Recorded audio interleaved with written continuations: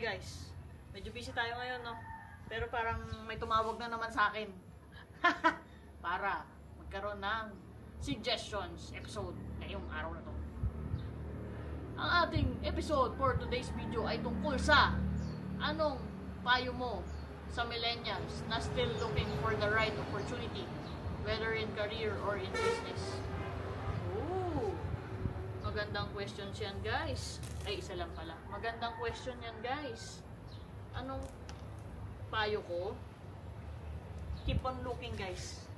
Darating yan sa inyo sa tamang panahon. At sa panahon na ready ka na. Huwag kang sumuko. Kaya mo yan. Okay? Lahat ng bagay ay pinaghihirapan dito sa mundo. Walang madala. Meron tayong kanya-kanyang opportunity at nasa inyo na yan kung paano nyo titingnan ang opportunity na binibigay sa inyo. Okay?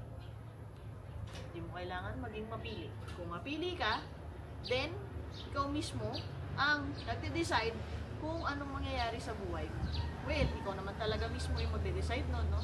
Ikaw mismo yung parang titingin kung opportunity ba yung dumating sa'yo or hindi. Di ba?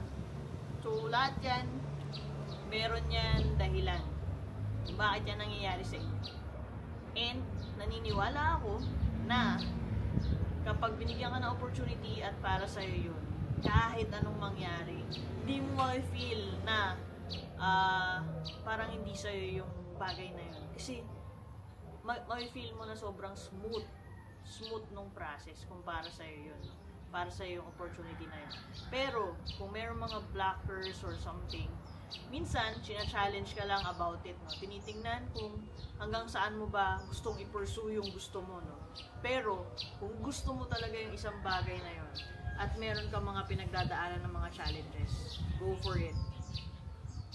Kahit na ano pang humadlang sa'yo na challenge, go for it. Pero, kailangan mo ring magmasid-masid sa paligid mo kung talagang hindi para sa'yo yun, no?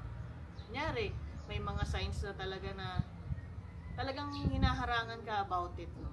Ilang beses mo nang gustong i-pursue pero may nangyayari na hindi mo inaasahan. Then, pag-isipan mo maigi. Tutuloy mo pa ba to? O maghahanap ka na ng ibang opportunity? Yun lang.